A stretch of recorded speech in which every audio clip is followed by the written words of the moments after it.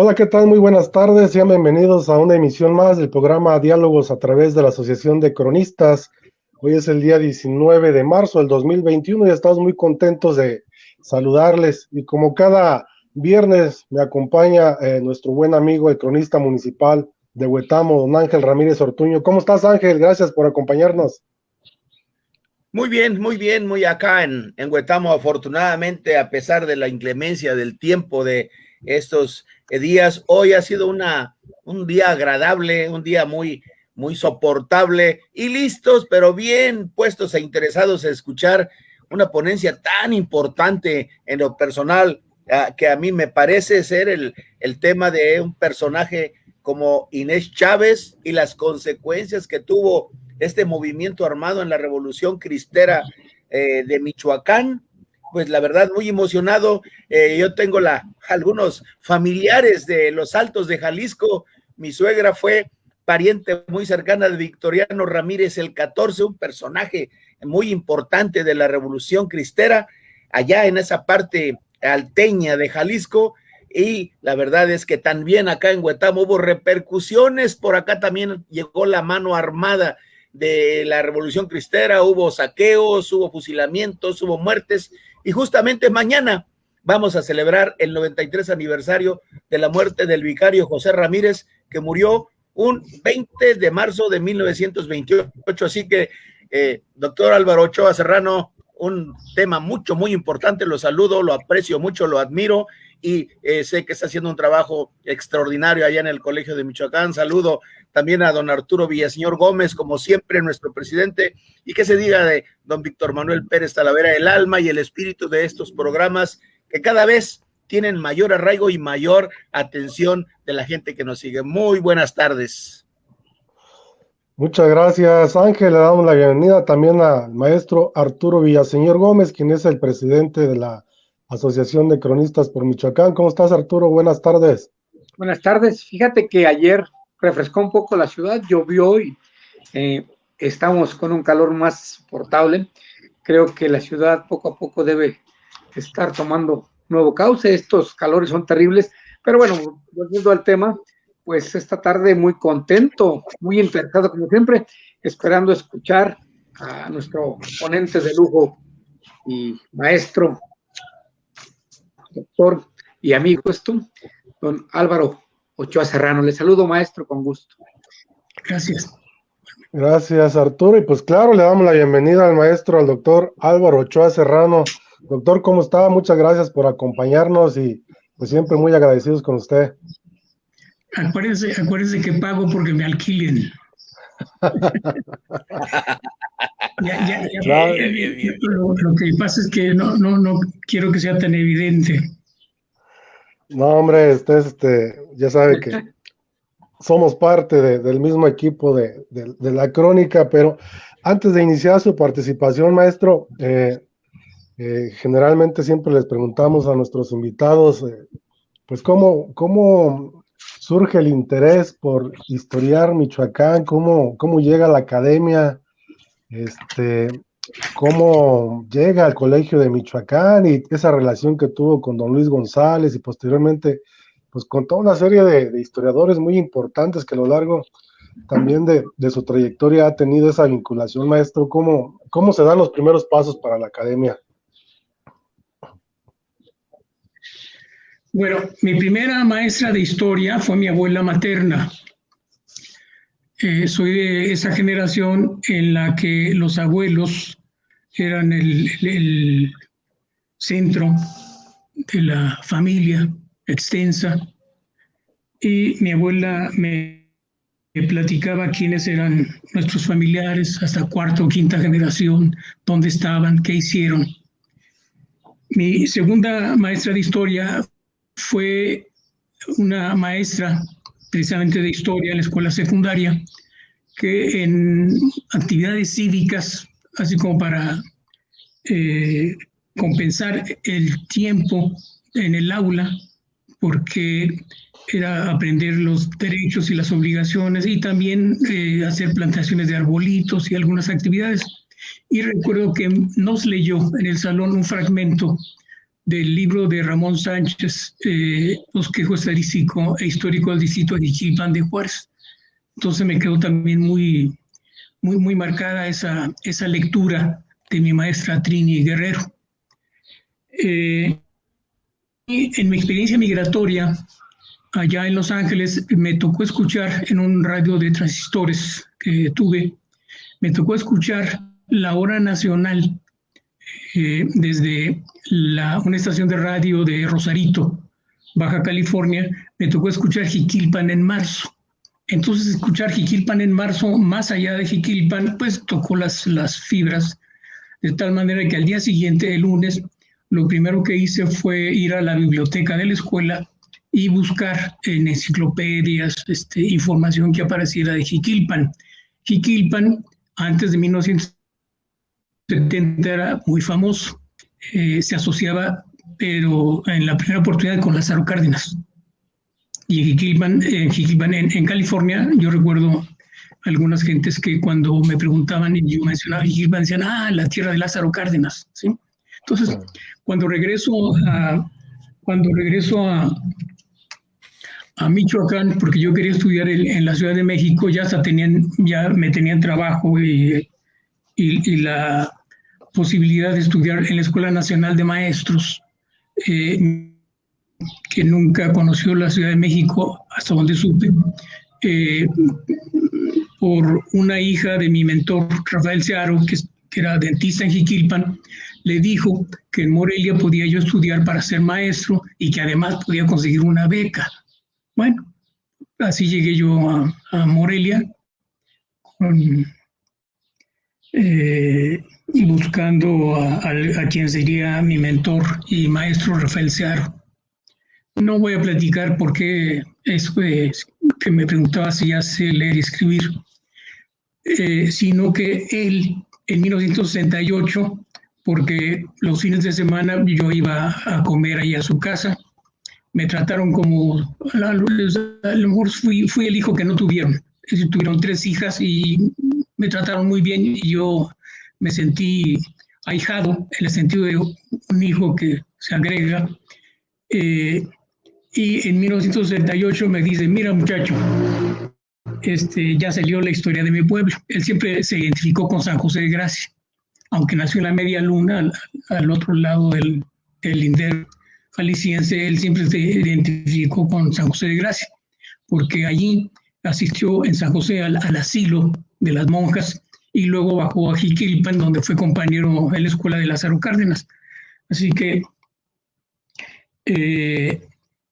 precisamente a mi mentor, Rafael Searo, le debo también ese primer, vamos a llamarle, encuentro con Luis González y González, porque en 1967, que ingresé yo a la escuela normal, me dijo una tarde mi maestro, dice, oye muchacho, va a venir Luis González. Y pues mis lecturas no iban más allá de Luis González Obregón, de tal manera que yo pensé que se iba a aparecer un fantasma por ahí. Pero me dice, Luis González es un señor rechoncho, dice, de lentes, medio despistado. Así que estuve al pendiente y sí, llegó un señor rechoncho, de lentes, medio despistado. Me acerco y le digo, ¿es usted don Luis González? Me dice, sí. Le dije, mi maestro, el maestro Rafael Aro me dijo que iba a estar en tal lugar. Y ese fue mi primer, vamos a llamarle, encuentro con Luis González, 1967. Supe que fue a Morelia porque andaban gestionando la escuela secundaria para San José de Gracia, aprovechando que don Luis estaba casi para terminar su sabático, que empezó el año 66, ¿no? Así que ese fue mi encuentro.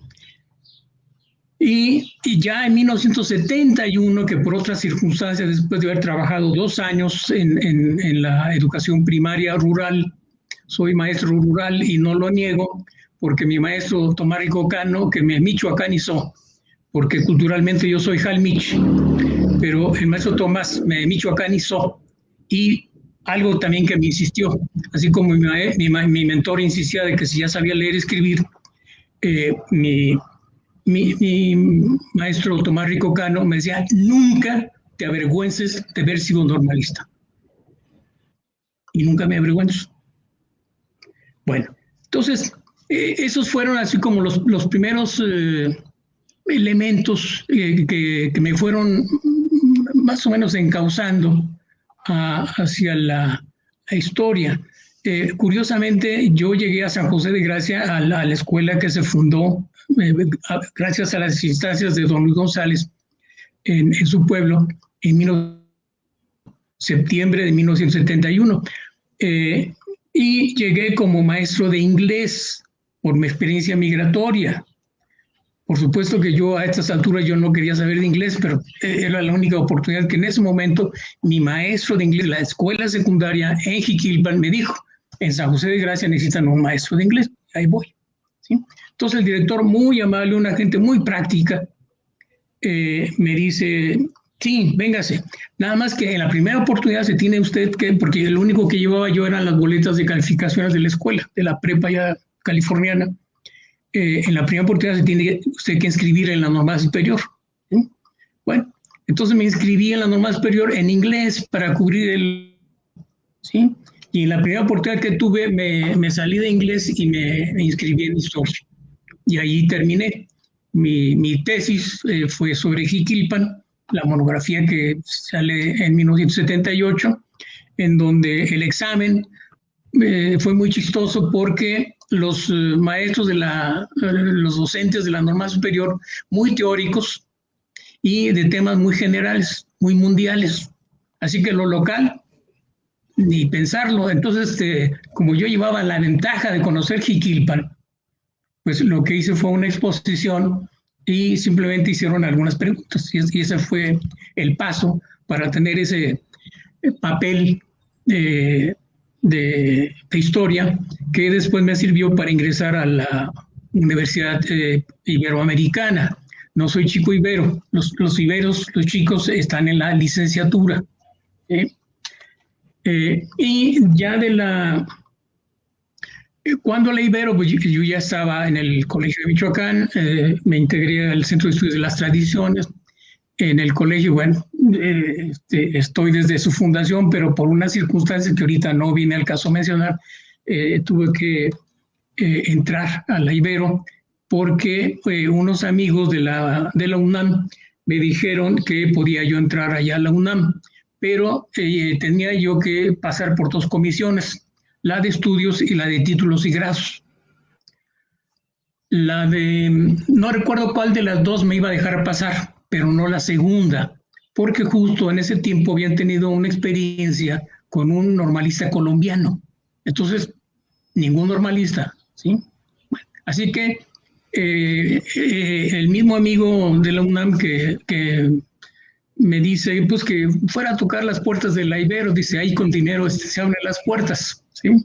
Y sí, como el Colegio de Michoacán pagó mis colegiaturas y un amigo me brindó alojamiento en la Ciudad de México, pues hice la maestría ahí en la Ibero, y de la Ibero pues el posgrado en la Universidad de California, Los Ángeles, el otro posgrado, porque curiosamente cuando estuve en la prepa allá en California, pues por las calificaciones, y yo me juntaba más con japoneses y japonesas porque eran gente estudiosa, porque nuestra raza, como diría mi maestro el Piporro, pues era un desmadre, ¿sí?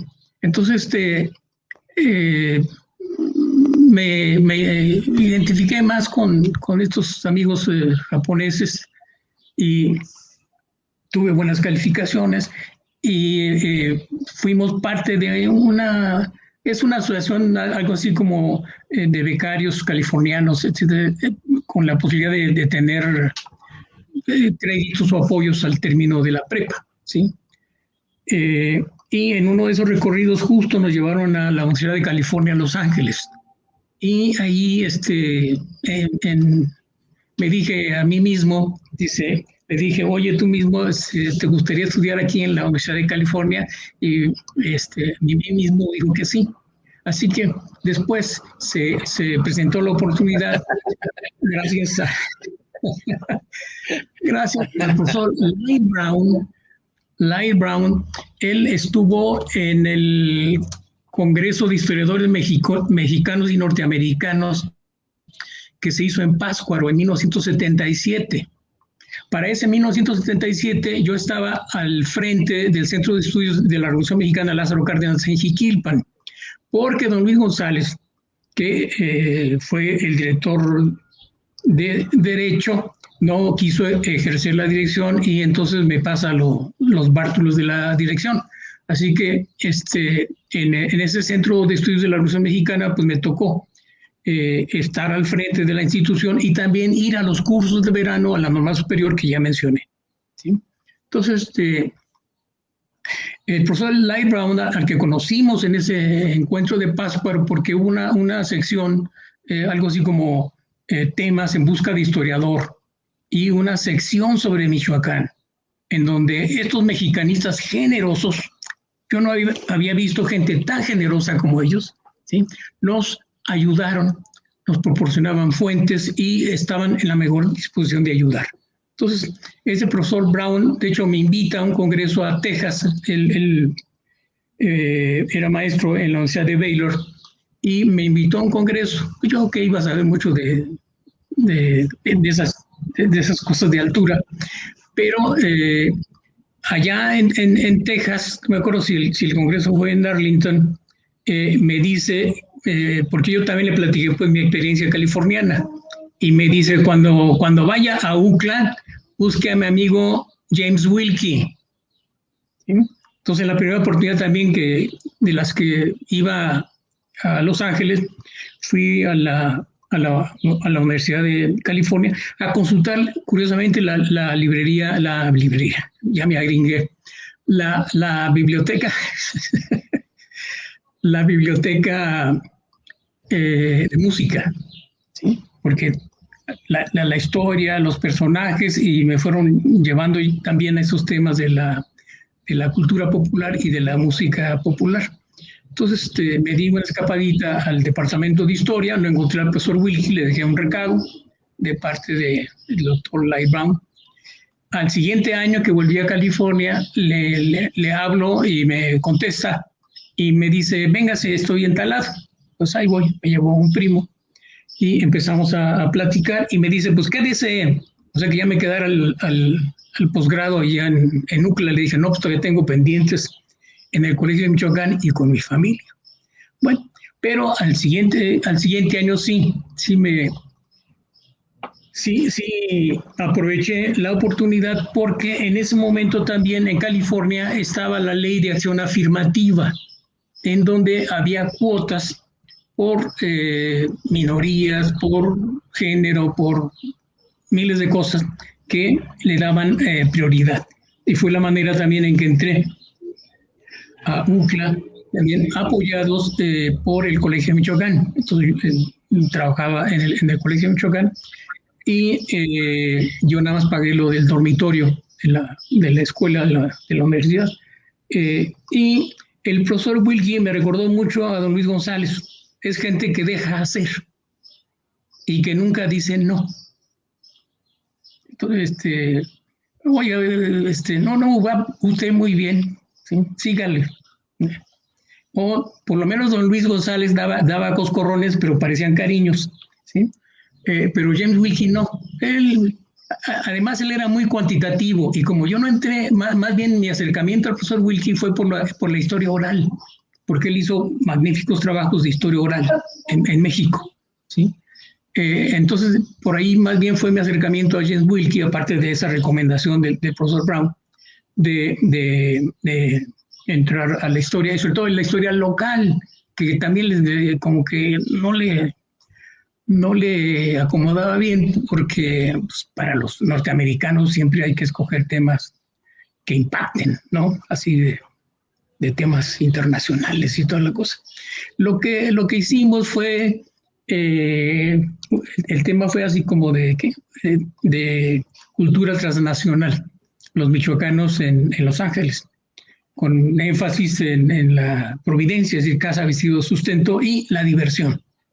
Y creo que la única parte que me salió bien de la disertación fue la parte de la diversión, porque es divertido entrar a temas de música popular. Entonces, yo creo que aquí ya les conté mucho de lo que... Muy bien. Ángel Ramírez, ¿quieres preguntar algo al doctor?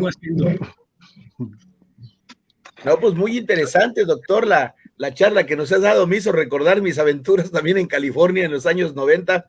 Tuve la oportunidad de irme como corresponsal de la revista Jueves de Excelsior a California. Ese fue un mero pretexto para poder lograr entrar y no tener problemas en el aeropuerto, porque pues no iba como corresponsal, pero eso me sirvió para poder también estudiar inglés y estudiar allá en California. Y recuerdo yo también así, pues con mucho aprecio, tuve la oportunidad de conocer un lugar muy importante, la Placita Olvera, doctor, y ahí increíblemente encontramos unas pinturas de Diego Rivera, algo así paraíso tropical, algo así, pero unas pinturas que estaban totalmente destruidas.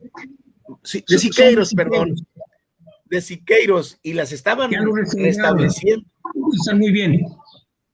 Sí, así es. Entonces, el sindicato, pues, hizo esas pinturas para el sindicato. Perfecto. Pues doctor, nos tiene muy ahora sí como un preámbulo muy interesante, pero se nos queman las habas por oír a el tema principal de don Inés Chávez y sus aventuras y sus desventuras en Michoacán, y la verdad que tiene un tema muy interesante, y ya lo están esperando, están listos para que saque de su cartuchera todo lo que traiga por ahí, el parque y las cananas y todas esas cosas. Adelante, doctor. Bueno, voy a leer mucho y van a ver también imágenes. Recurro a los apuntes del general Lázaro Cárdenas, que en junio de 1918 anotó. Dice: mi madre murió el 21 de junio de 1918 en la ciudad de Guadalajara. Hacía 2 años que la habíamos trasladado de Jiquilpan a Guadalajara. Yo me encontraba en Sonora en la campaña contra Maytorena y Villa, y desde hacía 2 meses en agonía. No pude salir luego. En esos días organizaba la columna expedicionaria de Sonora para marchar al frente de ella a Michoacán, a la campaña contra el rebelde Inés Chávez García, que asolaba la región limítrofe de los estados de Michoacán, Jalisco y Guanajuato. Le había pedido al señor general Calles solicitara del señor Carranza me comisionara en Michoacán para cooperar en la campaña contra los rebeldes, solicitud que fue aceptada. Bueno, entonces vamos a empezar con quién era el rebelde Inés Chávez García. La primera diapositiva nos muestra al tercero de la lista, que es Inés García, en el cuartel, no alcanzo a leer, pero donde dice algo así como, bueno, iba a buscar también acá en mi computadora.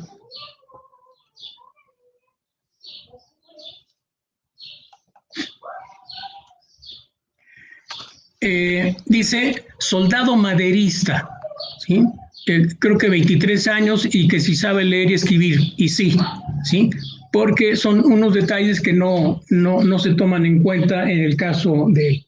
Sí, habitación cuartel de la casa municipal, estado soltero, ejercicio o profesión, soldado maderista, de 20, creo que dice ahí 26 años, y sabe leer, escribir, sí, sabe escribir, nada más, sí. Bueno, esto es el padrón electoral de septiembre de 1911 para la elección democrática de ese año en el que Francisco I. Madero ganaría la presidencia de la República. La siguiente diapositiva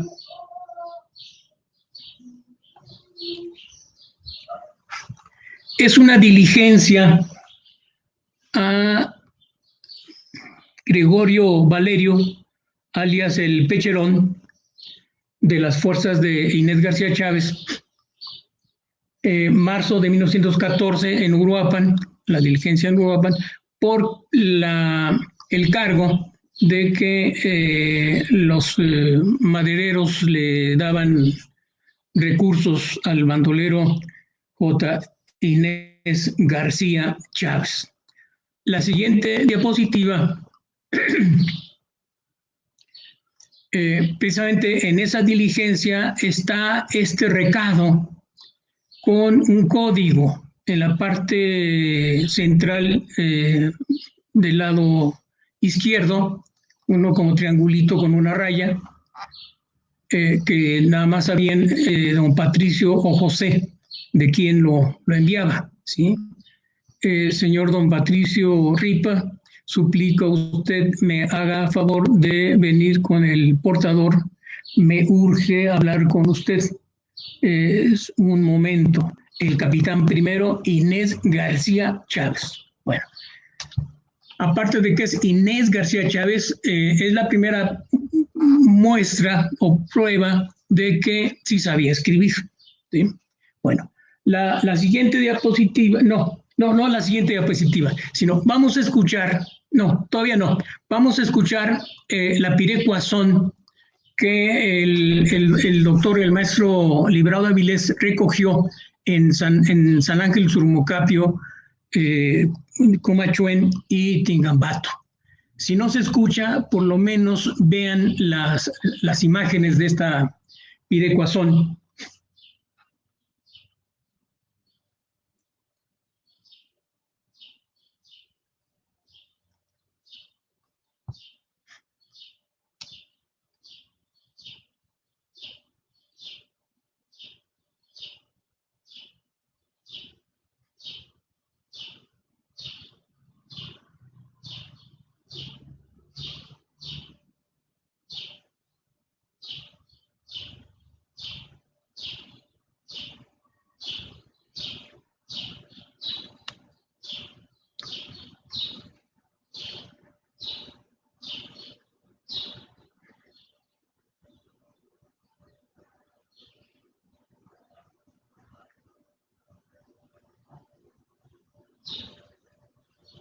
Bueno, esta es la partitura.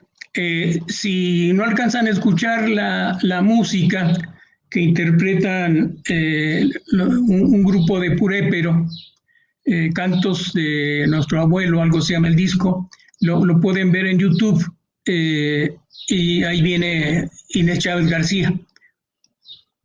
En Castilla dice más o menos, y ya viene Inés Chávez y viene a visitarnos, porque tú muy bien a nuestro pueblo engrandeciste ya, pero no digas, Tata Inés Chávez,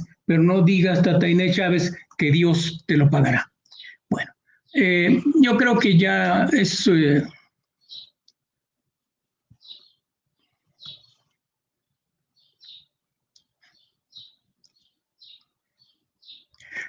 La pirecuazón es instrumental porque no hemos conseguido quien lo cante, y todavía hay recelo, sobre todo en la zona purépecha, en donde denigran a Chávez para exaltar a Casimiro Leco, ¿sí? Pero no es tema del día de hoy, Casimiro Leco. En fin, ya, don Víctor, yo creo que... En cambio, la siguiente diapositiva, porque Chávez opera en los distritos de Pátzcuaro, Uruapan, con su cuartel en Cinciro, que es en la parte norte del lago de Pátzcuaro, yendo hacia Zacapu. Inés conoce muy bien esos terrenos y gente de la zona purépecha anduvo con él. ¿Sí? Bueno, entonces la siguiente diapositiva es en Zamora, ya al triunfo constitucionalista en contra de Huerta. Es la entrega de una casa intervenida al canónigo Rafael Guízar Valencia. El nombre seguramente les suena muy familiar a los creyentes, a los católicos. Y En Morelia y en Zamora se ejecuta ¿cómo diríamos? Es decir, acciones anticlericales con ganas por ser los dos centros reaccionarios, ¿sí?, a la revolución, a la gran rebelión. En la parte inferior de este documento, ahí se dice que se entrega al capitán primero Inés García Chávez, ¿sí? La siguiente diapositiva está en la parte inferior derecha, dice testigo, pero abajo del testigo dice depositario, ¿sí?, a mero abajo. Capitán primero Inés G. Chávez. Bueno, observen cómo en la diligencia de Uruapan, marzo del 14, firma Inés García Chávez. Y ya aquí en Zamora firma Inés G. Chávez. Y creemos lo hace a semejanza del jefe de la revolución y gobernador Gertrudis G. Sánchez, es decir, Gertrudis García Sánchez. Y esta abreviatura del apellido paterno es el que da pie, a que si la mamá fue una mujer de pelo en pecho, etcétera, etcétera, ¿no? Además que anduvo con curas degenerados y no sé cuántas cosas. Pero eso se hace después, ¿sí? Esas versiones corren muchos años después de muerto José Inés, no en ese momento, ¿sí? Por la prueba también de que hay una deferencia a este capitán primero, pues, precisamente entregarle en depósito esa casa intervenida del canónigo Rafael Guízar y Valencia. La siguiente diapositiva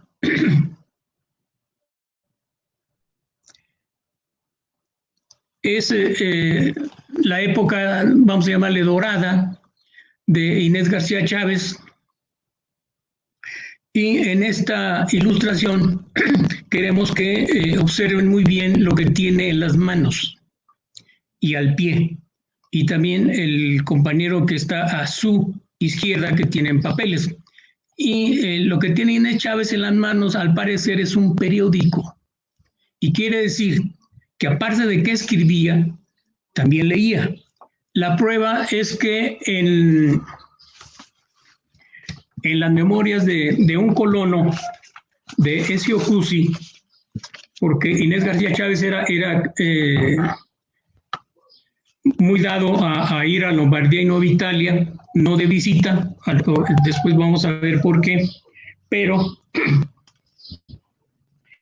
en las memorias de un colono, Ezio Cusi dice que en una de esas tantas entradas de Chávez a la hacienda, corrieron las gentes, menos don Francisco Ghibellini, hombre pacífico, avanzado de edad y encargado del campo de experimentación, ¿sí? Bueno, entonces corrieron todos y él obviamente no pudo correr mucho, lo detienen y lo llevan ante Chávez y le dice Chávez: yo no soy ningún bandido, decía, para que huyan de mí, yo soy el primer revolucionario de la República. Llegaba tranquilo y hambriento el pobre de Ghibellini, que nada sabía, y al ver mucha gente armada quiso retroceder, mas pronto lo alcanzaron unos soldados y con malos modos lo llevaron a la presencia del jefe. Con que corrieron todos tus compañeros, viejo, le dijo al verlo. ¿Por qué corren de mí? ¿Qué soy yo, un bandido? Y dice Ghibellini: tal vez no sabían que se trataba de usted, contestó astutamente Ghibellini. Yo no corrí, aquí me tiene a sus órdenes. Sí, contestó Chávez con sorna. Si hubiera sabido que yo estaba aquí, también estarías muy lejos por las barrancas. Vamos a comer, que tengo hambre. ¿Sí? Contaba Ghibellini que pronto se puso de buen humor el bandolero, tal vez al encontrar mesa bien surtida, después de muchos días de correrías y de hambre, y comenzó a narrarle sus hazañas, tópico imprescindible de todo jefe en campaña, realzando siempre su heroicidad y sus triunfos. Se burló de él y de sus paisanos porque habían sido derrotados en Caporetto. Era la época de la anterior guerra mundial. Y al notar que a Ghibellini se le arrasaban los ojos de lágrimas porque acababa de recibir la noticia de la muerte en campaña de un hijo suyo, cambió de conversación. Bueno, entonces, de que leía, ¿sí? Entonces escribió y leyó. También otro detalle de Lombardía y Nueva Italia, pues es el trafique de arroz y pieles en la Barra de Zacatula y Zihuatanejo. Voy a leer unos documentos del Archivo Histórico de la Secretaría de Relaciones Exteriores. El primero es del Consulado Mexicano en Los Ángeles, del 24 de mayo de 1916. Dice, se acusa recibo, oficio de Cándido Aguilar, fechado 12 de mayo de 1916, en el que Enrique A. González, cónsul de México en Los Ángeles, California, informa acerca del movimiento reaccionario felicista y de que algunos miembros prominentes del gobierno americano apoyan en todo sentido dicho movimiento. ¿Sí? El movimiento felicista es el encabezado por Félix Díaz, el sobrino de Porfirio Díaz, que fue inspector general de policía en el gobierno de su tío. Y con el plan de Tierra Colorada, Guerrero se levantó en contra precisamente de Venustiano Carranza. Voy a leer más estos documentos porque son interesantes. Espero no aburrirlos. De la misma Secretaría de Relaciones Exteriores, Secretaría de Estado, Negocios Exteriores, Secretaría de Guerra y Marina, sin fecha, informa que de San Francisco, California, zarpará próximamente barco contrabandista con armamento y municiones para los rebeldes de Michoacán, que entregará en la desembocadura del río Balsas, febrero de 1918. Secretaría de Estado y del Despacho de Guerra y Marina, Departamento de Estado Mayor. El ciudadano general jefe de las operaciones militares en el estado de Michoacán, en oficio número 6, fechado el 5 del mes próximo pasado, enero, dice a esta secretaría lo siguiente. Tengo el honor,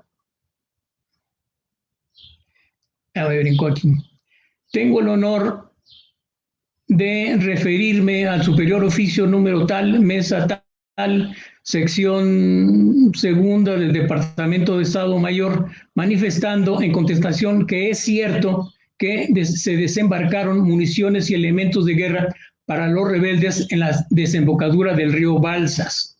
Además, tengo conocimiento de que próximamente vendrán de los Estados Unidos armamento y municiones para los mismos rebeldes, equivalentes al valor de 6,000 pieles, 400 cargas de arroz y otros muchos elementos que desde algún tiempo atrás han estado embarcándose rumbo a los Estados Unidos.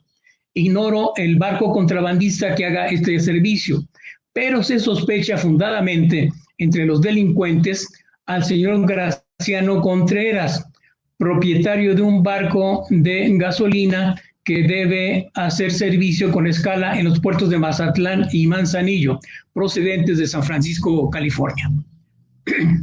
Otro documento de la misma Secretaría de Relaciones Exteriores.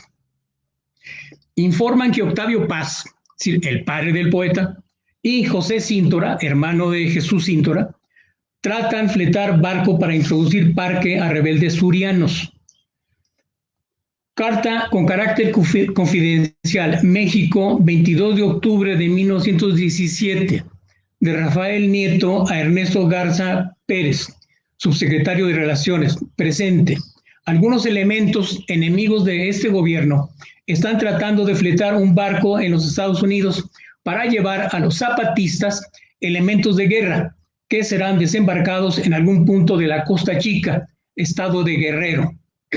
Se me informa que el señor Octavio Paz, que está o ha estado recientemente en El Paso, Texas, es el que irá como jefe del barco. Se me dice también que el señor Cíntora, José Cíntora, el hermano de Jesús, que reside en Los Ángeles, California, tiene ya arreglado todo lo relativo al flete del barco, el que está matriculado con bandera americana y saldrá con destino a Centroamérica, con objeto de aprovechar su paso por las costas de Guerrero y desembarcar el envío destinado a Zapata, que se dice consiste en parque, armas, telas y maquinaria para reformar cartuchos y fabricar monedas. A cambio de estas mercancías, ha ofrecido a algún agente zapatista entregar 40,000 pieles que tienen ya listas en algún punto cercano a la costa y algunas barras de plata procedentes del mineral de Campo Morado. Me permito transmitir a usted esta información a fin de que se sirva ordenar a los agentes dependientes de esa secretaría en California y Texas hagan las investigaciones necesarias para localizar los trabajos de los mencionados enemigos y ver si se logra saber la fecha de salida del barco para dictar las disposiciones que procedan. Creo que esto también nos da una idea de que la guerra necesita recursos y por eso Chávez entra para traer arroz, pieles y dinero. ¿Sí? Ya después comentaremos el morbo y otras cosas, pero por lo pronto creo que está claro esta estrategia de sustraer de las haciendas recursos para el tráfico en Estados Unidos, sobre todo con California, más que con Texas, con California, porque era más fácil de veras circular por mar en este tiempo y traficar con las armas de Estados Unidos hasta nuestros días. Bueno, la siguiente diapositiva es un periódico de Morelia, que se llama La Opinión, del sábado 26 de octubre de 1918. El encabezado es elocuente, ¿sí? No alcanzo a ver, pero ustedes sí. El caso es de que es un enfrentamiento de chavistas y altamiranistas. Aunque son del mismo grupo, se ve que no hay unidad, ¿sí? La gente de Altamirano, como veremos más adelantito, giraba por su cuenta y más bien mirando hacia Guanajuato y Zacatecas. Pero esta noticia es de veras muy elocuente y más elocuente la fotografía que está en primera plana, ¿sí? Los principales reaccionarios de Michoacán, ¿sí? Y están 5, no está Altamirano. Está Jesús Cíntora, de blanco, el primero del lado izquierdo, Inés G. Chávez, el segundo, Octavio de la Peña, el tercero, Manuel Roa, el cuarto, y Macario Silva, en la orilla, Macario Silva, que fue el que sí acompañó a Villa después de la derrota en el Bajío, es el único que acompañó a Villa al estado de Coahuila y a Chihuahua, ¿sí? El año 15, porque este es otro de los mitos que le atribuyen a Inés García Chávez de que le dio consejos a Villa cómo pelear, pero pues ya vemos que no. De hecho, Macario Silva fue el gobernador felicista de Michoacán, por eso las varias entradas hasta Cámbaro, que era el lugar estratégico. La siguiente diapositiva ya es para abordar al joven Lázaro Cárdenas, que en su primera incursión recorre del noroeste al suroeste del estado, de Jiquilpan, Atinguindín, Los Reyes, Tocumbo, hasta llegar a Buenavista, Tomatlán, donde se da de alta con García Aragón, Guillermo García Aragón, quien le da el nombramiento de capitán segundo, ¿sí? De Tierra Caliente también incursiona hacia la meseta purépecha, ahí cuando García Aragón invita a Casimiro Leco a que se integre para el movimiento, y Casimiro le dijo que no, que él mejor se quedaba allá a defender los bosques. De ahí siguen a Purépero. En Purépero hay un escape porque Paliza les dio una idem y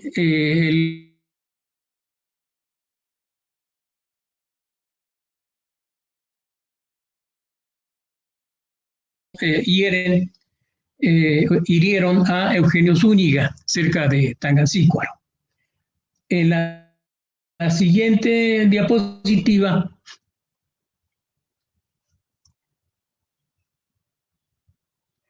es el capitán primero y mayor en las fuerzas de García Aragón, en donde después del desastre de Chumbítaro, cerca de Huetamo, pues se regresan. Es decir, bueno, García Aragón entra al estado de Guerrero y la mayoría se regresa al centro y noroeste de Michoacán, entre ellos el jovencito Lázaro Cárdenas, que participa brevemente bajo el mando de Miguel de la Tría Regalado, el que había organizado la Sociedad Unificadora de los Pueblos de la Raza Indígena de la República.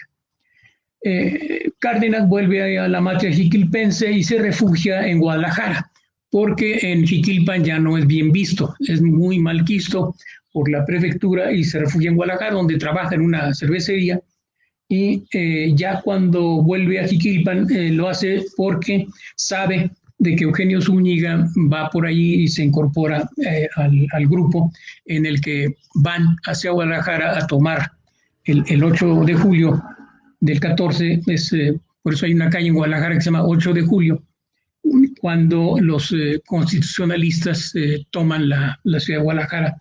El jovencito Cárdenas participa en las batallas del Castillo, a las entradas de Guadalajara. De ahí el joven anda con pues le llamaríamos así como convencionistas, ¿sí? En los apuntes del mismo Lázaro Cárdenas, el 25 de noviembre de 1914, es decir, ya cuando se divide la convención, porque al principio en la Ciudad de México quisieron juntarse todos los jefes revolucionarios, carrancistas y los demás, pero ahí no hubo arreglos, y menos en Aguascalientes, en donde prácticamente hay la escisión y empieza la lucha de facciones. Entonces, el 24 de noviembre del 14, Cárdenas apunta a lo siguiente. Dice: Azcapotzalco, Distrito Federal. Hoy en la madrugada salimos. En el pueblo de Atizapán me ordenó el general Vela me regresara con la caballería a proteger la retaguardia. Pernoctamos en Atizapán. Con el general Vela anda Melesio Contreras, que tiene el grado de mayor. Gracias a este nombre de Melesio Contreras, porque después lo vamos a encontrar, y también a su hermano. La siguiente diapositiva ya es cuando el joven Cárdenas, que camina hacia el centro, al norte, después de ser convencionista, creo que es el regimiento, el 22º regimiento, cambia de bando y se pasa al lado constitucionalista, a las órdenes de Plutarco Elías Calles, quien le da el nombramiento de teniente coronel y coronel de caballería, como pueden ver ahí sus nombramientos. En la siguiente diapositiva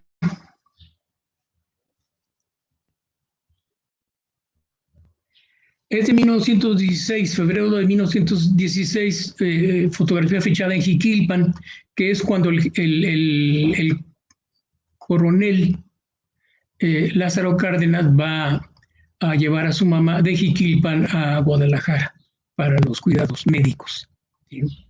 Bueno, entonces a partir de ahí a retomar los apuntes del general Cárdenas del año 18, que cuando le dicen que vaya a Michoacán a combatir a los rebeldes. Es la división de Manuel M. Diegues, y no se olvide que de la división hay brigadas, y de las brigadas pues hay regimientos de caballería y batallones de infantería, porque como se maneja esta expedición de Cárdenas a Michoacán, se da la idea de como si fuera el único de la división de Diegues que viene a Michoacán, cuando veremos también después, por ejemplo, a Antonio Pruneda, que no tiene que ver nada con el regimiento en el que anda el coronel Lázaro Cárdenas del Río, ¿sí? Bueno, entonces voy a aburrirlos con los apuntes que empiezan el 26 de junio del año 18. El 21 salió de Guadalajara. No, el día 21 murió su mamá y al día siguiente o al tercer día sale de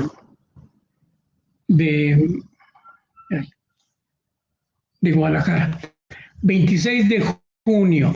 Hoy me embarqué en Morelia con 800 hombres, desembarcando en Coapa, de donde seguí hasta Acuicio. Vamos a Campo Morado, en compañía del general José Rentería Lubiano. No voy a leer esto de que hoy estuvimos en Acuicio, que Acatén, que bla, bla, bla, porque, déjenme ver.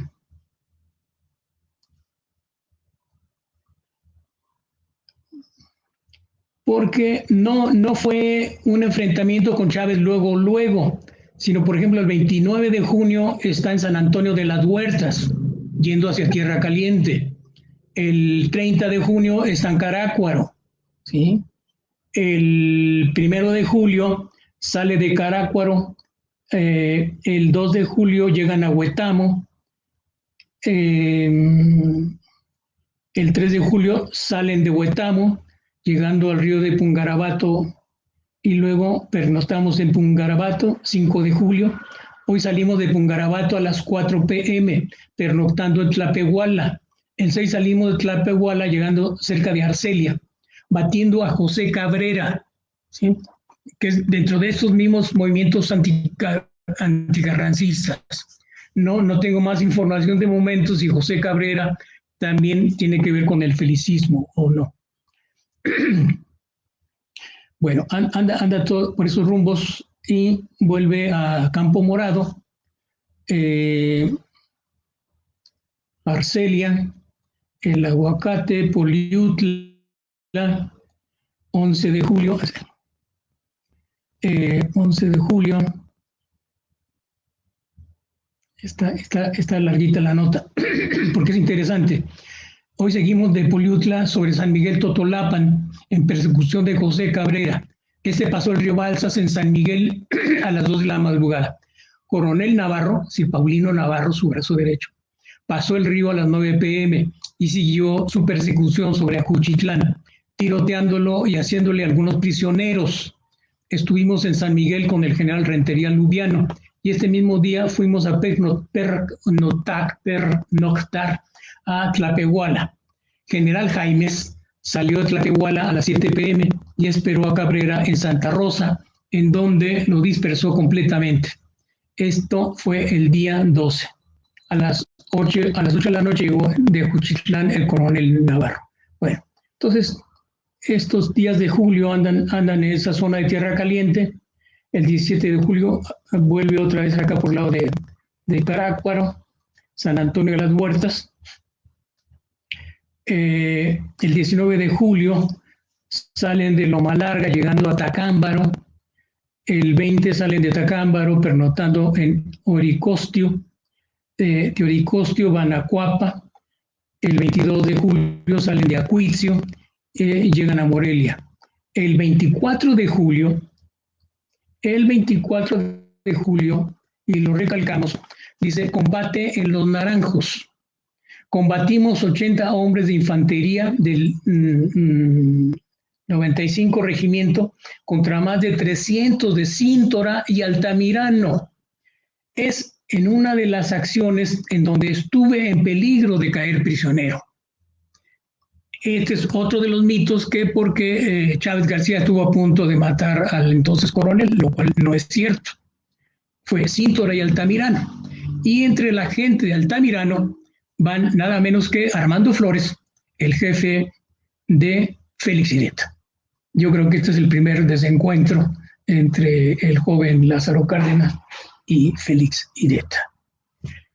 El 31 de julio, hoy dimos alcance a Chávez García en la hacienda de Cinsigmacato. El enemigo huyó sobre los cerros de Teremendo. El coronel Navarro, sí, Paulino, con el 33 batallón, lo atacó y persiguió en el cerro hasta delante de la hacienda de Tecacho. No están en los apuntes de Ligia Cárdenas, pero sí es necesario señalar que en agosto se da precisamente la derrota de Chávez García en Peribán, ¿sí? Por el lado centro y oriente y oeste de Michoacán está la otra brigada combatiendo a los rebeldes. Y Antonio Pruneda es precisamente el que derrota a Inés G. Chávez en Peribán, en donde muere el brazo derecho de Inés, que es Rafael Nares. ¿Sí? Bueno, volvemos a los apuntes del joven.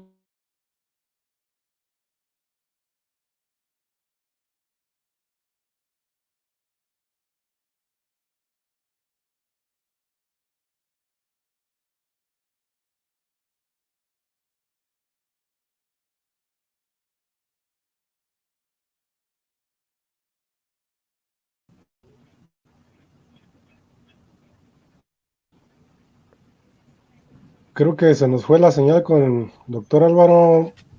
Ángel, Arturo.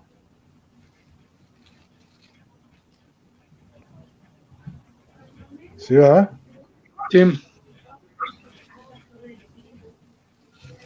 Justo en La parte central. la parte central del tema. Pues échale, Arturo, te toca. No, es muy interesante lo que está comentando. Yo me quedé con la idea de preguntarle enseguida sobre su relación con el doctor don Luis González y González. Decirle si dejó escuela en él, si dejó huella en él, qué aprendizajes como ser humano y además como investigador y todo eso, ¿no? En cuanto, pues ya sabes que Luis González y González es para el historiador michoacano, pues un ícono importante en este caso para los cronistas también. Entonces, por ahí quería preguntarle, pero bueno, ahorita que hay oportunidad. Y el tema, confieso que no soy experto yo y estoy aprendiendo bastante de lo que él maneja. Yo de la revolución, pues tengo una noción muy general y muy particular desde el paso de Chávez por Acuitzio, ¿verdad? Las tropelías que hizo en toda la zona de Acuitzio, Villamadero, Acámbaro, toda esa parte, por eso estaba escuchándole con todo interés. Claro, pues son varios temas los que está desarrollando el doctor Álvaro, los encuentros y desencuentros entre estos personajes, y que de alguna manera también va desmitificando, ¿no?, algunas cuestiones en torno a estas figuras. A mí me llama la atención, bueno, ya se está conectando, déjame ver, sobre Adelante. Casimiro Leco, tiene un personaje polémico.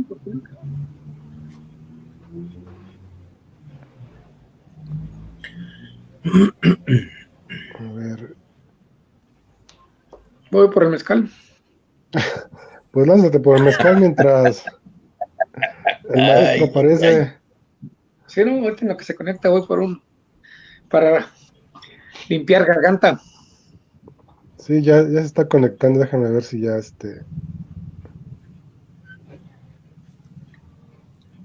Mi querido Ángel, Doctor Víctor, pues mencionó varias veces a Huetamo, a esta zona de la Tierra Caliente, el doctor Álvaro Ochoa.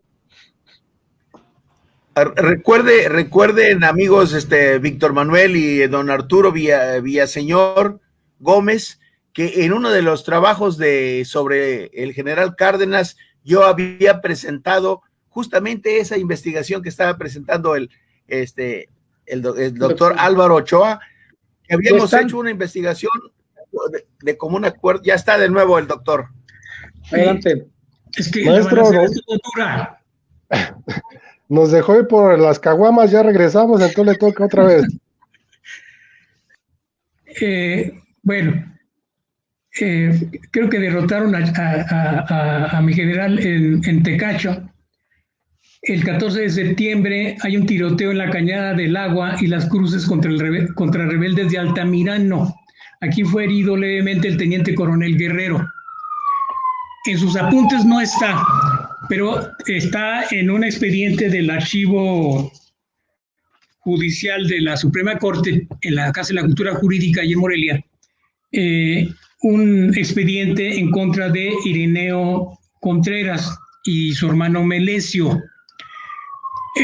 Resulta que el 16 de septiembre de ese año 18, y levantaron acta el entonces coronel Lázaro Cárdenas, el jefe de Estado Mayor Paulino Navarro y el tesorero Jesús Moreno, donde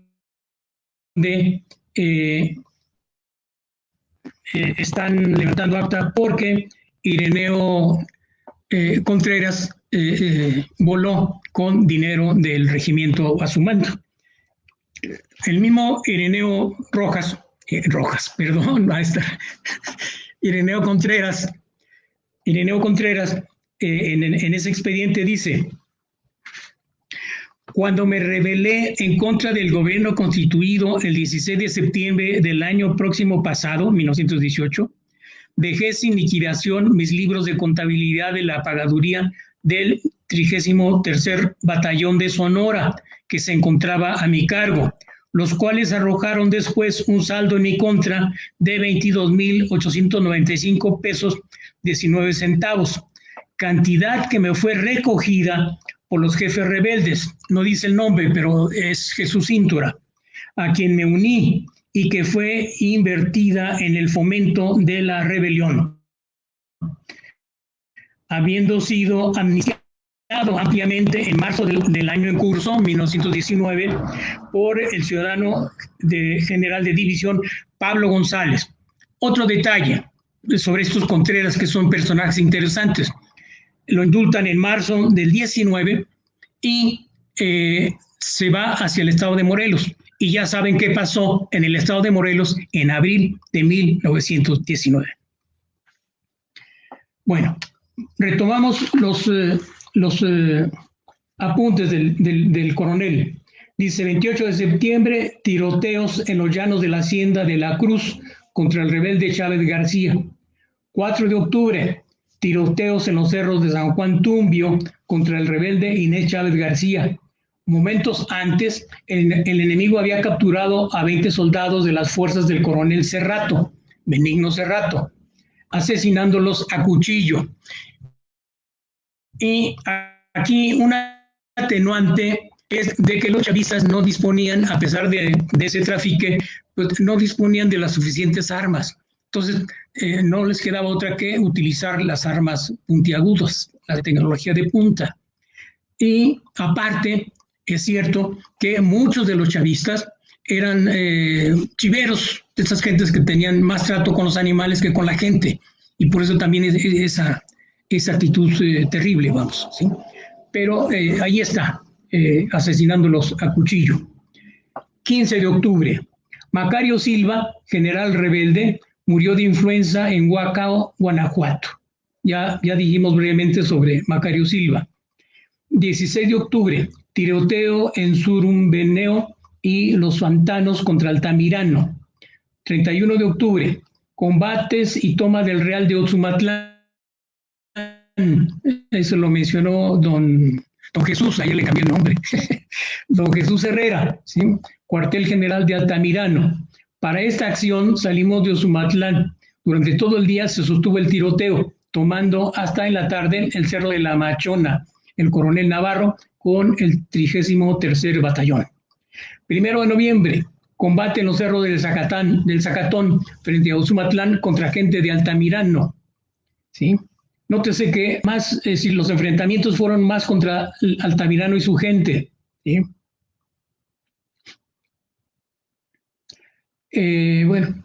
Pernotan en Queréndaro, tiroteo en Los Pantanos y Surumbeneo contra fuerzas de Altamirano. 4 de noviembre, hoy recorrimos Uña de Gato, San Felipe, Fuentezuela, Puerto Naipe, sin encontrar enemigos. Regresamos pernoctando en Charo. 14 de noviembre, tiroteo en el pueblo de Sitzio contra rebeldes de Altamirano. En la noche de ese día fue inhumado el cadáver de Altamirano, que murió según unos de gripa y otros dicen que salió herido en Ozumatlán. 23 de noviembre, hoy salió el coronel Paulino Navarro con su batallón rumbo a Guadalajara. 29 de noviembre, hoy en la noche llegó el general Arnulfo Gómez con la columna formada por el 16 Batallón procedente de Sonora. 30 de noviembre, por órdenes superiores, hoy a las 6 p.m., salió el general Arnulfo Gómez con su fuerza rumbo al lago Azteca veracruzana. Allá andaba Peláez en favor de las compañías petroleras. 2 de diciembre, combate en Jaripeo contra rebeldes de Flores y Calderón. Es Armando Flores y Félix Calderón. Armando Flores, ojo, es el jefe de Ireta. Luego voy a leer un apunte que posteriormente, creo que 30 años después, escribe el Jean Cárdenas. ¿Sí? 3 de diciembre, hoy salió el Mayor Díaz con 100 hombres rumbo a San Bartolo. 4 de diciembre, tiroteo en Tiradores contra mismos rebeldes. Este día llegó el general Diegues a Morelia, procedente de México. 24 de diciembre, este día en Tiradores contra mismos rebeldes, y en esa acción estuvo el coronel Tirso Hernández. Y luego, nota en los mismos apuntes, pero aparte dice, J. Inés Chávez García, el bandolero que más asoló Michoacán, murió en un rancho cercano a Purépero, Michoacán, el 11 del mes de noviembre de 1918. Lo mató la llamada influencia española, fiebre que azotó al Estado. Pues no solo al Estado, sino al país y al mundo. 4 de enero de 1919. Tiroteo en Citio contra rebeldes de Cíntora. Aquí estaba Melesio Contreras de Jiquilpan. Así como está la nota, da la idea de que Melesio Contreras andaba así como de vacaciones, como disfrutando el paisaje, pero no. Además, una costumbre del general era no inculpar a sus paisanos, o pone abreviaturas, iniciales, perdón, o pone puntos suspensivos, veremos después, ¿sí? Pero aquí estaba Melesio Contreras de Jiquilpan. ¿Qué estaba haciendo Melesio Contreras en Citio? Pues nada menos que respaldando a Cíntora, porque Melesio Contreras es el jefe de operaciones militares felicistas del sur de Jalisco, con Pedro Zamora, otro personaje muy famoso. ¿Sí? Entonces, esto espero que les dé una idea de que el felicismo sí fue un movimiento que tuvo cierta organización, no muy buena, pero la tuvo, ¿sí?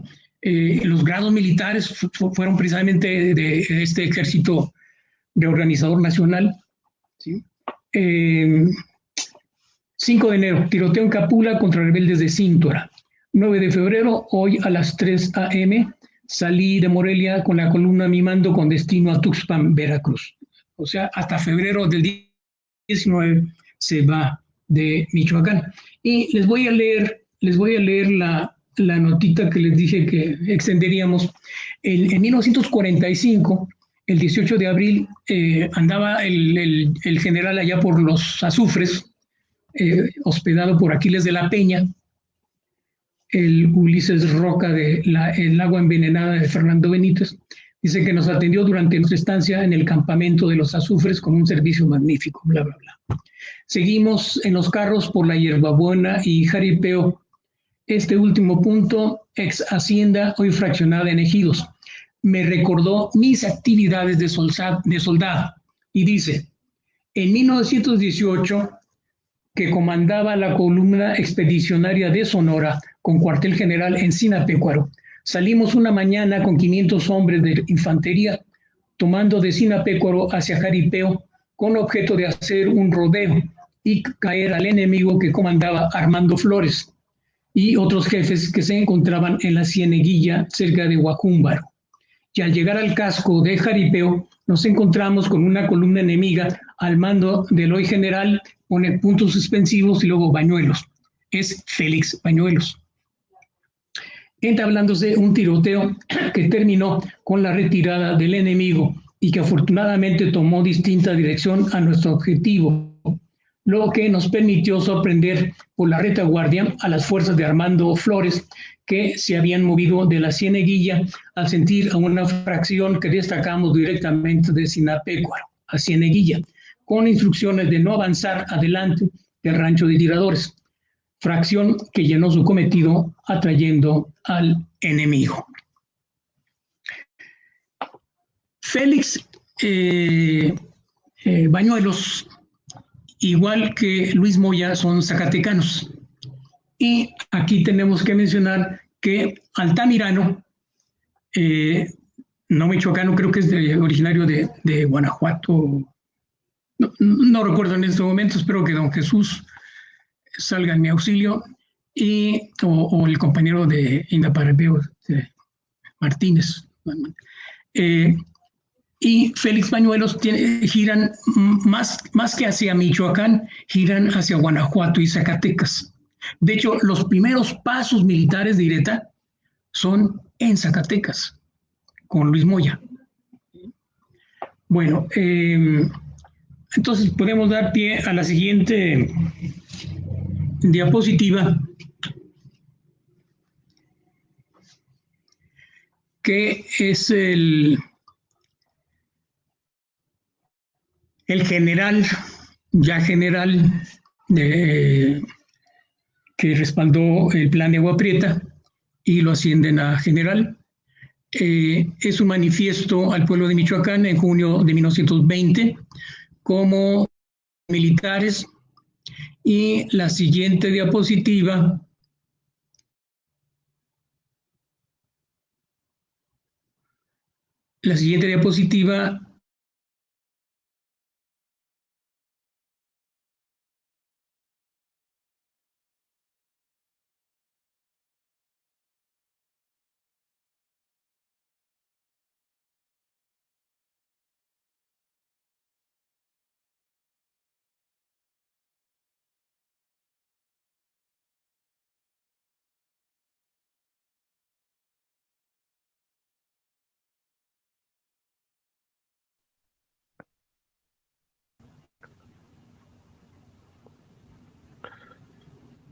Creo que nos va a volver a dar chance al maestro algo de ir por el mezcal ahora sí, Arturo.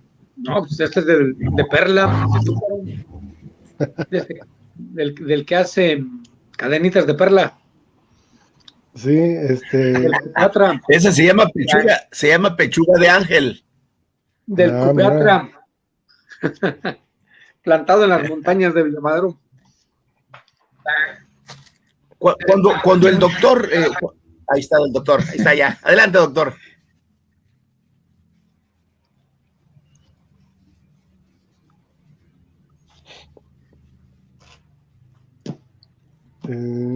No le escuchamos, ya, maestro. ¿Puedo ya, ahí adelante. Sí, adelante. Bueno.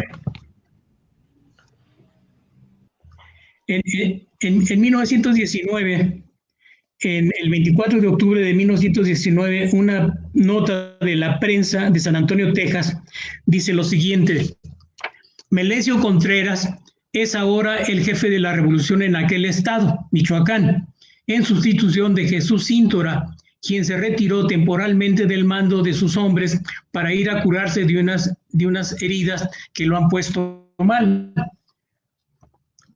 Pues resulta que no lo habían puesto mal, sino lo habían puesto bajo tierra, porque Conchito Pérez de Santa Clara pues le dio el punto final, ¿sí?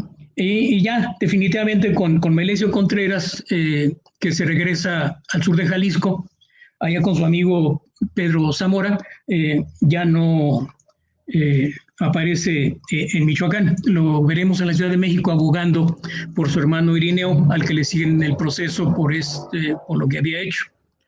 En ese 1920, suponemos que esta foto que están viendo es de esa época, porque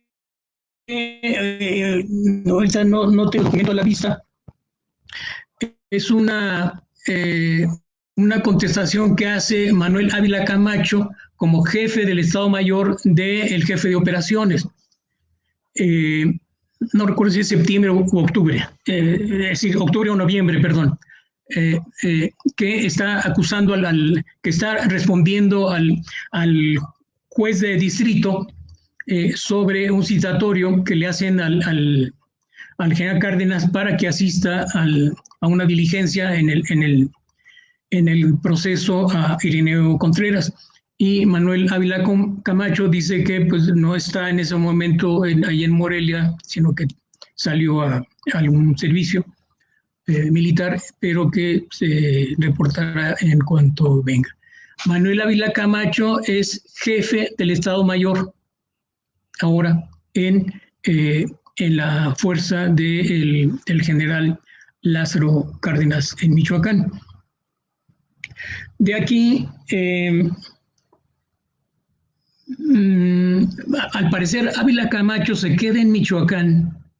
El general Cárdenas, que le entregó el puesto, el Ejecutivo del Estado a Mújica. Acuérdense que fue septiembre cuando Mújica toma posesión con el respaldo popular. Y Cárdenas deja de ser gobernador, pero no jefe de operaciones en Michoacán. ¿Sí? No sé si principios del 21 se van de Michoacán, y no sé, porque hay que seguirle más al pie a Ávila Camacho, se queda en Michoacán, porque en 1924, cuando el movimiento estadista o de la huertista de rebelión sin cabeza, Ávila Camacho está en la defensa de Morelia, al mismo tiempo que Félix Ireta. Félix Ireta se indultó, no recuerdo si finales del 19 o principios del 20, porque el 19 Félix Ireta todavía con su jefe Armando Flores entran a Morelia, secuestran al señor Prieto del Casino, van por el dinero, ¿sí? Y el mismo Jean Cárdenas creo que en sus apuntes anota esa acción de los...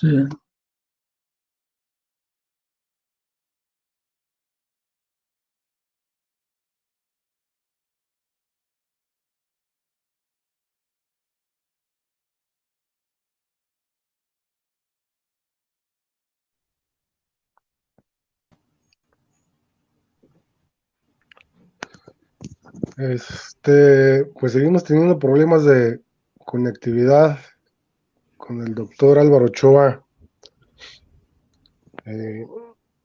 Vamos a ver si ahorita lo volvemos a recuperar, pero prácticamente ya estamos en la fase final.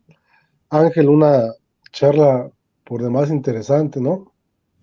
Claro que sí, ¿no? Y tanto a un servidor como a don Arturo, por ahí nos pasa el general en 1918, no, era todavía creo que coronel, Cárdenas, pasa en aquella pues, tarea que le encomendaron para venir a combatir acá a la tierra caliente de Michoacán y de Guerrero a un personaje, no lo dice el doctor Ochoa, pero hubo un militar que mató a dos generales constitucionalistas y por eso se fue a refugiar a la Sierra de Guerrero y mandaron al coronel Cárdenas a perseguirlo, y acá en la tierra caliente de Michoacán lo apoyó el general José Rentería Lubiano y todos los militares que estuvieron, lo mismo don Cipriano Jaimes y tantos personajes más. Bien importante lo que dice don Álvaro Ochoa Serrano. Pasan por Sitio, pasan por Tacámbaro, bajan a Huetamo, Pungarabato, y anda combatiendo por donde quiera, y por eso nos toca de pasadita tanto a Sitio como a Huetamo una mención que se está dando. Adelante. Okay, Ya está el doctor Marco. listo. Sí, entonces ya a estas alturas el general Cárdenas pues ya tuvo una incursión en los dos lados de Michoacán, el lado este y el lado oeste de la entidad, y decíamos que fue gobernador provisional a los 25 años de edad y jefe de operaciones militares. Ávila Camacho al parecer se queda en Michoacán, está en la defensa de Morelia, decíamos, igual que Félix Ireta, que se indulta. Esta fotografía, supongo, es de ese año 20, supongo, a menos de que alguien salga en nuestro auxilio y nos aclare. Ahí está el jovencito todavía general y Ávila Camacho, en camisa y corbata del lado derecho, ¿sí? Y vamos a terminar las imágenes, no mi habladuría, con esta imagen de Félix Ireta. No, todavía faltan dos de Ireta. Esta, porque Ireta, al parecer, ese año 24 tiene un acercamiento más con Manuel Ávila Camacho, ¿sí? Y cuando el conflicto cristero, la cristeada, Félix Ireta es el jefe de sector en Jiquilpan, en donde se indultan, entre otros, este jefe cristero, Sánchez Ramírez, que es el que está en la foto con Félix Ireta, y en Zamora, en el sector militar, está nada menos que Manuel Ávila Camacho, ¿sí? Entonces, ahora sí terminamos con la última ilustración, que es la del gobernador Lázaro Cárdenas, en donde vemos al general en medio, enfrente, a Félix Ireta en la segunda fila, muy identificable, ¿no? Y en la tercera fila está Manuel Ávila Camacho. El año 39 íbamos a poner un corrido de Lázaro Cárdenas, pero escúchenlo en YouTube. Es un corrido que impulsó Gildardo Magaña, entonces gobernador de Michoacán, porque hizo un congreso. De hecho, ese disco tiene de un lado el corrido de Lázaro Cárdenas y del otro lado La Pequeña Propiedad, en donde Gildardo Magaña, este zapatista, une agraristas y rancheros, ¿sí? En 1939 hay la sucesión presidencial. Hay 3 michoacanos en la lista: Gildardo Magaña, Francisco José Mújica Velázquez y Rafael Sánchez Tapia, y un poblano, Manuel Ávila Camacho, que finalmente es el que consigue la candidatura. Y en Michoacán es también el cambio en la gubernatura. Termina, bueno, se fue Gildardo de hecho muere en el intento de ser candidato presidencial. Su hermano termina el periodo de la gubernatura, y el 39 el candidato oficial es Félix Ireta, que llega vía Manuel Ávila Camacho, no Lázaro Cárdenas, ¿sí? Y en ese año 39-40, las campañas electorales, que no es ninguna novedad que los adversarios le saquen trapitos al sol o les inventen, ¿sí?, para las campañas difamatorias, muchísimas cosas. Es cuando mi general Inés García Chávez vuelve a ser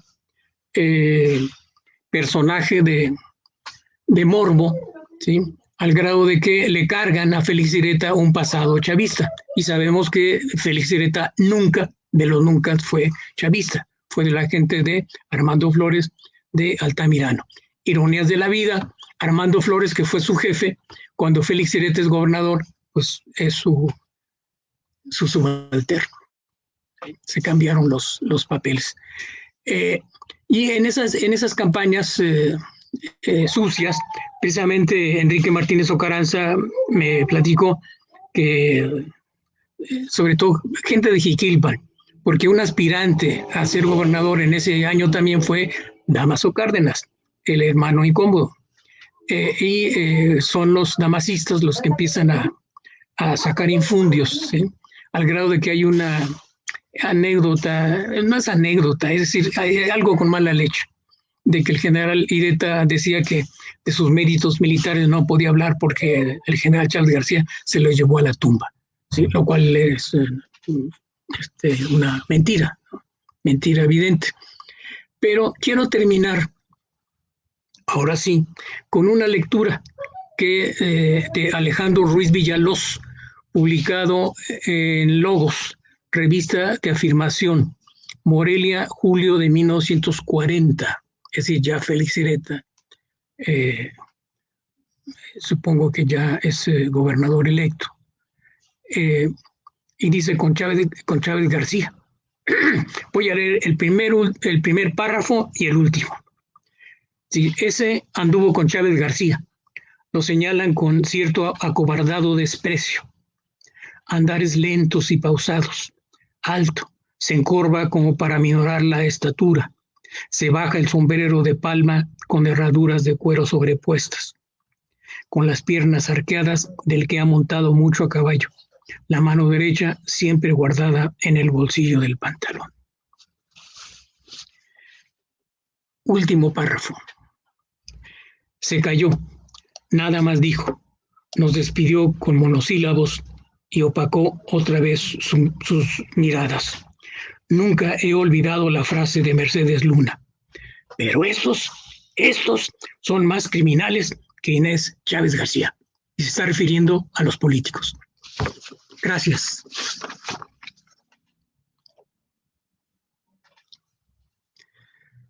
Pues estoy en el banquillo de los acusados. Nada de eso, maestro. Qué gusto escucharlo. Excelente trabajo. Muy Fíjese importante trabajo. Ahorita que comentaba precisamente sobre este tema de cómo se utiliza el tema político para difamar y muchas de esas mentiras, posteriormente ya es muy complicado poderlas desvanecer, ¿no? Precisamente por cuestiones particulares. Pero en el caso que comentaba al iniciar su charla, maestro, abordó un poquito el tema de Casimiro Lecco. Casimiro Lecco, pues sabemos que fue un personaje que se le tiene identificado por algunos académicos como defensor de los bosques, pero en realidad los defendió de manera particular para hacer negocio. ¿Usted qué concepto tiene de este personaje? Porque de alguna manera es parte de lo que se abordó aquí en el tema, pero sí sería bueno también desmitificar a estas personas, ¿no? No recuerdo si fue con ustedes aquí en Michoacán o con los compañeros de Guanajuato, o en los dos, que mostré unos informes del gobernador Pascual Ortiz Rubio de enero de 1919, en donde se indultaron unos chavistas, no todos, nada más unos, y Ortiz Rubio les da pasaporte para irse a Estados Unidos. Son estos chavistas indultados los que en Estados Unidos propician dos corridos, uno en Los Ángeles, California, con los hermanos Bañuelos, y otro en El Paso, Texas, con el trío Iglesias Calvo Pintado. Si tienen oportunidad de escucharlos, escúchenlos, por favor, ¿sí? Ahí tienen mucho que ver estos chavistas que se fueron a Estados Unidos. Y también hay el mito de que Chávez no murió, sí, porque mientras a alguien no le corten la cabeza, sigue viviendo. Es el caso de Zapata. Pero Villa no puede darse ese lujo porque lo decapitaron, ¿sí? Lo mismo el coronel Miguel. Sí. Entonces, pues que con piedras, ¿no? Y que él se fue a Estados Unidos y que allá lo vieron, ¿sí? Y que alguna vez volvió, etcétera, etcétera. Pero en fin, entonces, lo de Casimiro Lecco, en esos informes de Pascual Ortiz Rubio están las quejas, sobre todo los de Chilchota, los agraristas de Chilchota. Y cuando en Cherán quisieron levantarle el monumento a Casimiro Lecco, que anduvieron incluso con la maqueta, ¿sí? Las gentes de varias comunidades protestaron, ¿sí? Porque porque Casimiro Lecco, igual que Chávez, pues robaba. Y lo que era peor, reprimía, ¿sí? Entonces, pero como a Chávez se le utiliza para lo grandioso. Es el caso de Casimiro Lecco, ¿sí? Que supuestamente derrotó a Chávez cuando hay el corrido de Naranjo y Sabino, en donde no derrotó a Chávez, sino a Luis Naranjo y a Gabino Rodríguez. Por eso el corrido se llama Naranjo y Sabino, ¿sí? Y ahí estuvo el hermano de Inés, Carlos García Chávez, que salió en su buen caballo gritando viva Villa y se les perdió en el momento, ¿no? Carlos, pero no Inés. Y eso lo manejaron mucho en Cherán para exaltar la figura de Casimiro Leco. Los de Guandacareo también en enero es la gran fiesta, que porque Chávez no entró ahí, pues no entró, y no es lo mismo rechazar que derrotar. ¿Sí? Chávez fue derrotado en Salamanca, Guanajuato, y en Peribán, Michoacán. Ahí sí, fueron derrotas, fueron muertos y fueron prisioneros. Pero en fin, entonces Casimiro Leco, les he insistido a los compañeros purépecha que retomen mejor a Miguel de la Tierra Regalado, que es un personaje, ¿sí?, vertical, organizador de los pueblos indígenas, ¿sí? Y está bien, el Casimiro Leco se hizo su media tarea. Arturo Villaseñor. Gracias. Pues yo tengo como 3 o 4 preguntas, algunas son de ignorancia, otras son de curiosidad. La primera, pues me salgo del tema para hablar de lo que usted inició, doctor maestro, en cuanto a su relación cercana con grandes personajes que para nosotros son un símbolo, como lo es usted, por supuesto. Me refiero a don Luis González y González, al doctor Benedict Warren. Mi pregunta es, ¿qué le ha dejado esa relación de don Luis González, del maestro Rafael C. Haro, de don Tomás Cocano, de Warren, en cuanto a su formación como investigador, pero, perdón, en cuanto a su vida personal, referente a su profesión como investigador, historiador? La otra, tengo una condición muy importante, la vena musical y ese gran gusto que usted tiene por la música, la neca y todo lo que es tradiciones. ¿Cómo surge esa parte para, pues, nosotros conocer un poco cómo acercarnos a las tradiciones y a la investigación? Una más, ya cercana al trabajo que usted nos acaba de exponer, es de dónde salían los recursos. Usted ya nos mencionaba un poco sobre las pieles de ganado, sobre el arroz. No sé si había cuotas a los hacendados, no sé si había los préstamos forzosos o el saqueo a los pueblos. Y en ese aspecto, ¿cómo vivían los pueblos? Es decir, al asalto de mata, con el temor. Se dice que solamente la capital del estado, es decir, la ciudad de Morelia, estaba a salvo de Inés Chávez, pero hasta dónde, de lo que usted tiene trabajado, ¿cómo vivían los municipios?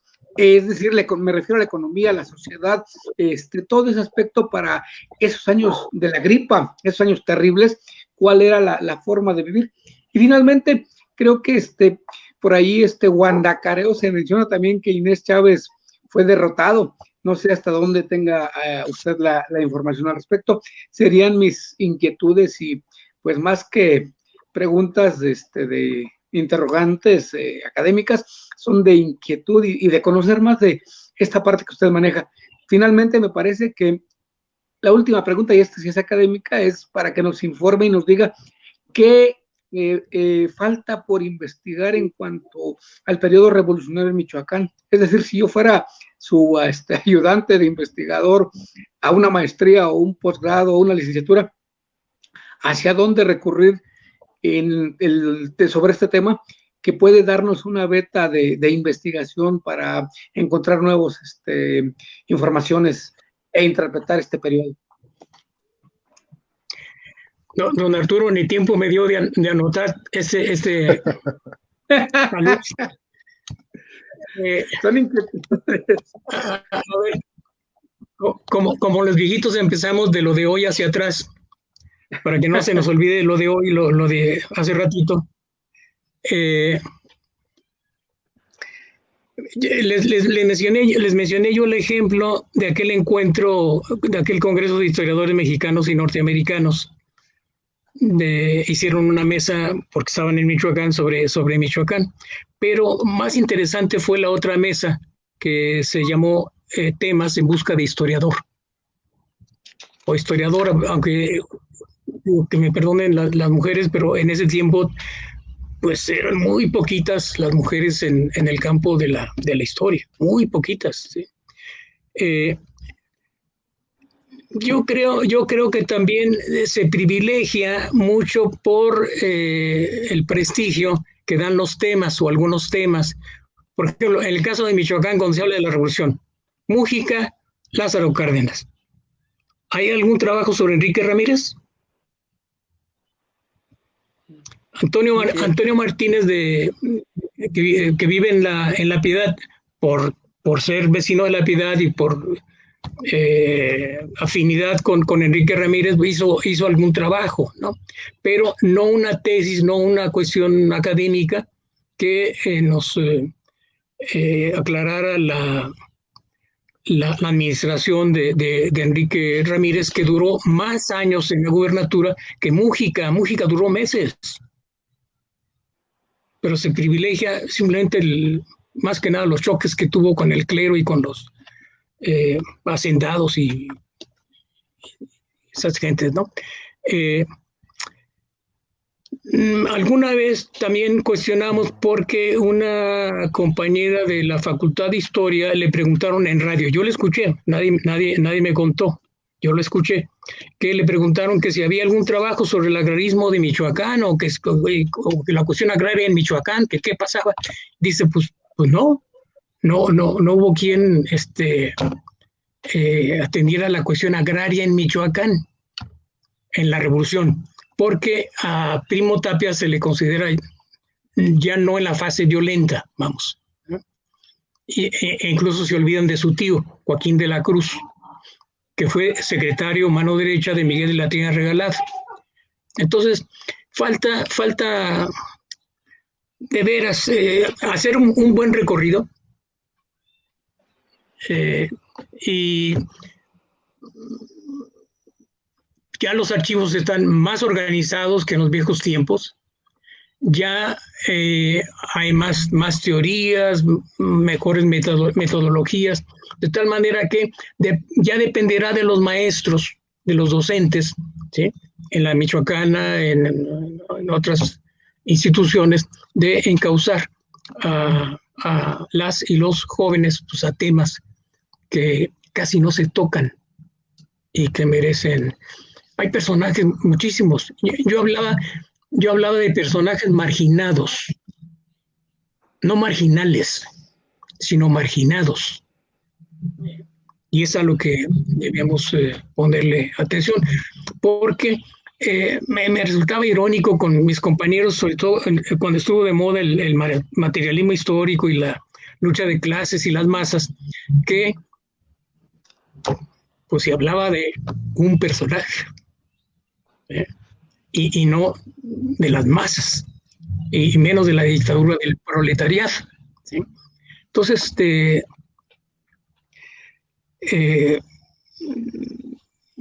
yo creo que ya sin apasionamientos, porque el pobre de Benedict Warren, su trabajo de la conquista de Michoacán, la cuestionaron porque no abordó la lucha de clases. Está la reseña en una de las publicaciones del entonces Escuela de Historia. Entonces, a estas alturas creo que hemos avanzado, y simplemente que los docentes encaminen, que no tanto busquen temas que luzcan, sino temas en donde de veras se demuestre que se sabe investigar y manejar teorías, metodologías, etcétera. Por ese lado, no sé si fui claridoso o no, don Arturo. Sí, repítame las anteriores. Sobre Guandacareo, que se dice que ahí también fue derrotado Inés Chávez. Hay una publicación, no me acuerdo si es Ángel Díaz, hermano de uno que fue secretario de Comunicaciones. Era de Santo de Palo. No, Rogelio. Lamentamos que Rogelio no haya sabido aprovechar el material de primera que tuvo en sus manos. Porque en uno de sus tomos reproduce, por ejemplo, un documento del Ejército Reorganizador Nacional. Ahorita no lo tengo visualizado del nombre y todo eso, pero es un documento original del Ejército Reorganizador Nacional. Y resulta que en una posterior edición, uno de sus entrevistados le dice, imagínese Chávez García, que quería ser el reorganizador del ejército mexicano. ¿Sí? Entonces yo creo que ahí es el mal manejo del material. Lamentamos, mis respetos a Rogelio, como periodista hizo un buen reportaje. Lamentamos la proyección del morbo. ¿Sí? En el Chávez García, vivo o muerto, ahí damos su referencia. No lo citamos porque de veras no encontramos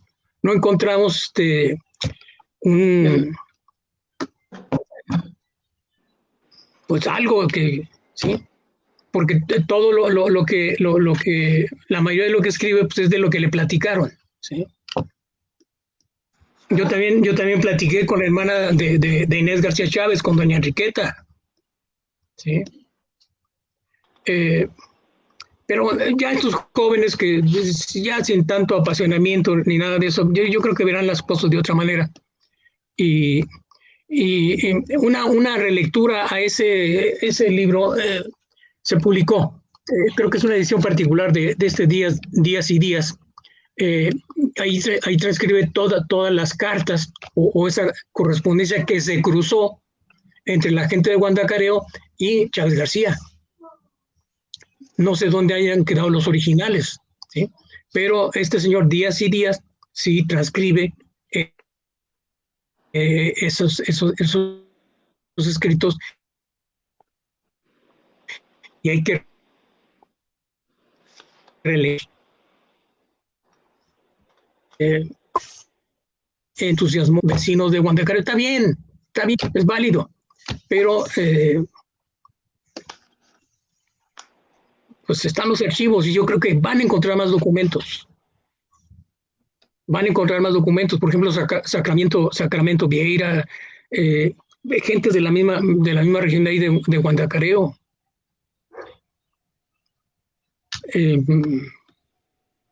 Pero repito, es decir, están los archivos parroquiales y ahí ven si hubo difuntos o no, es decir, y los archivos del registro civil. Porque los partes militares hay que tomarlos también con mucho tiento, ¿sí? Siempre el que da el parte, es decir, el enemigo tuvo quién sabe cuántas muertes, ¿sí? Y ellos un herido. Entonces, el archivo de la Secretaría de la Defensa, y lamentamos, estuvo abierto. No sé si recuerdan, un tiempo estuvo abierto, se podía incluso buscar algunas cosas, pero lo volvieron a hacer críptico. Pero el archivo de la defensa es una minita para todos estos movimientos, ¿sí? Y es uno de los cuestionamientos allá en Meyer, porque no consultó el archivo de la defensa.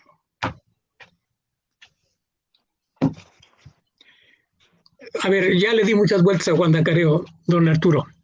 La otra, ¿cuál? En sus aspectos económicos, sociales, en ese periodo la gente, ¿cómo vivían los que no luchaban? Es decir, ¿cuál era la percepción y el sentir de la vida cotidiana de la gente? Si hay algo sobre eso en cuanto... Don Luis González. Don Luis González maneja la categoría de revolucionados, es decir, los que sufren las consecuencias, los efectos. Y el mismo Don Luis propició aquel, no fue concurso, que el INA convocó para hablar sobre la revolución en mi pueblo, en donde ya no se iba a hablar de los violentos, sino más bien de los afectados, porque eso se recogió en esos testimonios de la revolución en mi pueblo, o sea, lo más inmediato a la gente, ¿sí? Porque cuando se habla de la Revolución Mexicana, no, pues que Villa, Carranza, Zapata, Obregón, además como si ellos nada más anduvieran solitos allá, los superhéroes haciendo y deshaciendo, y no, ¿qué pasaría con estas gentes sin sus bases, ¿no? Además, Chávez, es decir, él carga el muerto de todo Michoacán, cuando no es cierto. Okay. En algunas ocasiones, algún grupillo gritaba "Viva Chávez" y Chávez no estaba ahí. Además, simplemente con ese grito de "ahí viene Chávez", el corredero de gente. Entonces, ¿quién se quedó para ver? ¿Quién se quedó para contar? ¿Quién se quedó para escribir? ¿Sí? Hay que volver a ver con otros ojos estos, gracias a los archivos, porque ya gente que nos platique ya no hay. Si con trabajos habrá quien platique algo del movimiento cristero, ¿no? Pero no de los años violentos. Y ya superar ese famoso mito del 1,000,000 de muertos de la Revolución Mexicana. Un porcentaje altísimo, cientos de mexicanos y mexicanas se fueron a Estados Unidos. Otros tantos murieron en la influenza, en la gripe española, y muy poquitos en los campos de batalla. Tan solo en los combates de Celaya, que fueron los más sangrientos. ¿Cuánta gente murió?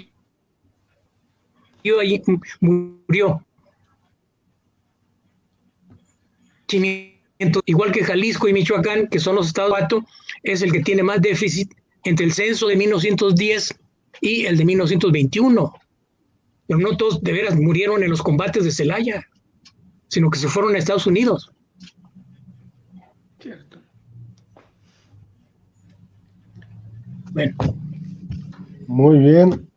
Don Ángel Ramírez. Me faltó pues su buena musical. Doctor Álvaro Ochoa Serrano, yo que tengo una duda que me quedó en una charla anterior que tuvimos con usted. Yo me quedé con la idea de que un hijo de Inés Chávez García llegó a ser obispo de la diócesis de Chilapa. ¿Estoy equivocado? ¿Es cierto? ¿O es alguna cosa que estoy confundiendo otro personaje? Estoy confundiendo a un personaje muy interesante que es Simón Cortés. Ya, Simón Cortés. Su hijo fue el obispo de Chilapa, Fidel. Perfecto. Fidel Cortés. Aclarada la duda, doctor, sí es cierto, Simón Cortés estuvo en Huetamo en 1928, en aquellos días tan terribles en que Huetamo fue arrasado pues por su arribo, el de Simón Cortés, y ahí muere un sacerdote, un vicario que se llamaba José Ramírez, que fue fusilado un 20 de marzo de 1928. Mañana hay un evento allá en las partes altas de la montaña, cada año se hace una misa y por ahí vienen el obispo de Tacámbaro y vienen personajes, viene gente de la diócesis de Altamirano, en fin, qué bueno que se aclara la duda. Entonces, don Simón Cortés, el que se da este asunto, qué bueno, queda aclarado. Y pues, además, doctor, hay otro homónimo, Simón Cortés, acá por el rumbo, creo que es por el rumbo de Indaparapeo, que fue también de las guardias en tiempo de Mújica. Simón Cortés, a uno le decían el cruzado y al otro no me acuerdo qué apodo tenía. Simón Cortés Vieira es el cruzado, el cristero. Sí. Que anduvo del sur de Morelia hacia Tierra Caliente. ¿Sí? Y si leen el libro de Jean Meyer, ahí dice que el general Cárdenas agarró enfermo a Simón Cortés, y es una vil mentira, porque las mismas memorias de Simón Cortés da otra versión. Perfecto, pues muy interesante, por demás y interesante. Don Arturo, a don Luis González, pues le debo lo que soy, por la intermediación de mi mentor Rafael Segarro. Perfecto. San José de Gracia es un pueblo, yo vivía ahí en San José de Gracia, lo sentí y lo siento como si fuera también mi pueblo.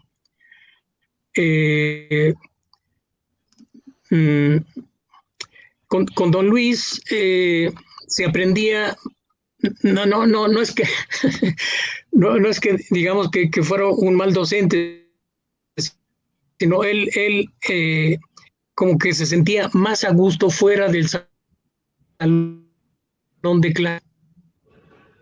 En la plática salían más cosas. De hecho, el Colegio de Michoacán, por eso se hizo el café, la parte de física, es decir, el edificio de la cafetería, porque don Luis a las 11 pues convocaba a estudiantes y alumnos del colegio a reunirnos y hablar y comentar las situaciones del país, del estado, incluso de la región, ¿no? Y dejó establecida esa saludable costumbre, entonces pues el colegio tiene su cafetería. Perfecto. Doctor Álvaro Ochoa Serrano, en 1928, también acá en Huetamo, un dato curioso que me llegó a las manos por charla oral con un libanés, un descendiente de libaneses, don Juan Abraham Salgado, me contaba él que en 1928, siendo gobernador de Michoacán, el general Lázaro Cárdenas, había viajado 3, 4, 5 días de Morelia a Tacámbaro, de Tacámbaro a Carácuaro, y finalmente llegó agotadísimo una tarde del mes de agosto, septiembre de 1928, y resulta que no había carreteras, que no había pues ningún medio de comunicación que pudiera comunicar a Huetamo. Lo único que llegaba a Huetamo era por vía fluvial, por el río Balsas. Sin embargo, sin haber carreteras, encontró a un joven que estaba dando vueltas alrededor del jardín en un carro último modelo. Fue extrañísimo para el general y preguntó, bueno, ¿cómo llegó ese carro aquí? ¿Quién es el muchacho que anda por ahí? El personaje que andaba tripulando el coche era don Juan Abraham Salgado, hijo de don Julián Abraham Hanna, y el carro se lo había regalado su papá y había llegado en un barco de pechuga por el río Balsas, porque todas las mercancías las enviaban de la Ciudad de México, Cuernavaca, Iguala, y finalmente llegaban al río Balsas, y de ahí ya no había líneas férreas. Todo el comercio que enriqueció a Huetamo desde cuando llega el tren, ese ferrocarril en el año de 1900 a ese lugar, pues permitió un emporio de riqueza y de desarrollos, porque esa ruta fluvial fue muy exitosa, y hay tantas historias que tenemos que contar. Pero así es pues como el general Cárdenas se descubrió un carro último modelo en Huetamo cuando todavía no había carreteras. Sí, porque el Balsas de veras fue una vía muy importante. Creo que Eduardo Miranda, que es de Guerrero, tiene un magnífico estudio sobre el Balsas. Él y también no me acuerdo también con quién de los colegas hizo otro trabajo sobre esa región. Un servidor por la música, me incursioné también en el río, revisé los libros de viajeros, ¿sí? En donde parece increíble, pero no. Es decir, otro detalle de la Tierra Caliente es la ganadería, y ese intercambio de Tierra Caliente, Guerrero, Michoacán, con la Huasteca, sí, por la vía del río. Y también Tierra Caliente, ganado de Tierra Caliente en Cuba, por el mar. Ah, carambas, qué interesante. Sí, tenemos testimonio que como no había carreteras, como no había, pues, no había rutas para poder transportar el ganado en aquellos tiempos, eran hasta 5,000 cabezas de ganado las que iban arriando día por día, duraban 4, 5, 6 días para llegar a Zitácuaro, que era el único punto donde había tren, y de ahí a repartirlo a Toluca, a Querétaro, a Morelia. Datos muy interesantes, doctor. Y otro tema romántico y que me gusta mucho es la historia de la arriería, que ya será otro tema y en otra historia. Yo en lo personal lo felicito muchísimo, nos enriqueció bastante, y vaya que también hay mucha gente que nos estuvo siguiendo, y por ahí está don Raúl Omar Tapia Pérez, que nunca nos falta, don Ulises Serrano, quien envía afectuosos saludos, Beatriz Gaitán también manda saludos, María Ramírez, Claudia Esmeralda García Pérez, José Tamayo, hay gente como Nidia Balcázar, maravillosa charla del doctor Álvaro Ochoa, siempre un placer escucharlo. Raúl Omar Tapia Pérez, interesante la aclaración de Ireta, no tuvo que ver con Chávez, gracias doctor, pero al mismo tiempo dice Acoto, dice Raúl Omar Tapia, no soy iretista, sino lopezlarista, pero es bueno saber la verdad que tanto se ha dicho de Ireta, si bien Ireta siempre estuvo bajo la sombra de Cárdenas, que finalmente fueron grandes amigos. Saludos de Rolando Valdés, desde Yurécuaro, Marco Lemos, también de allá de Angamacutiro, felicitaciones, doctor Álvaro Ochoa, toda una institución y mis afectos y respetos, saludos para todos los panelistas,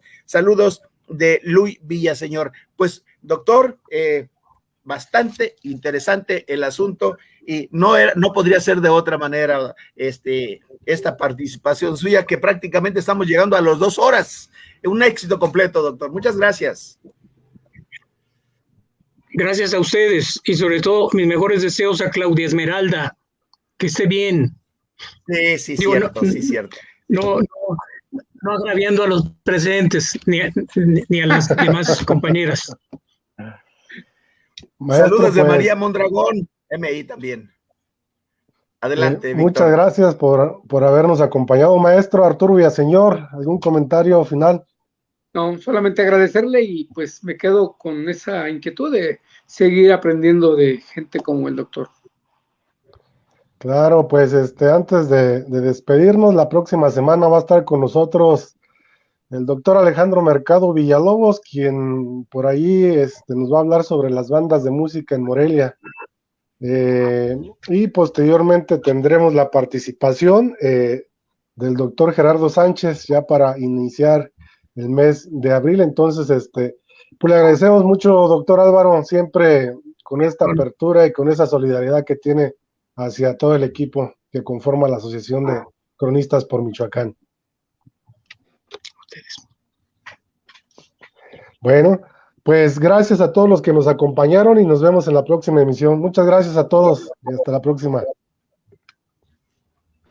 Buenas noches, gracias. Bye.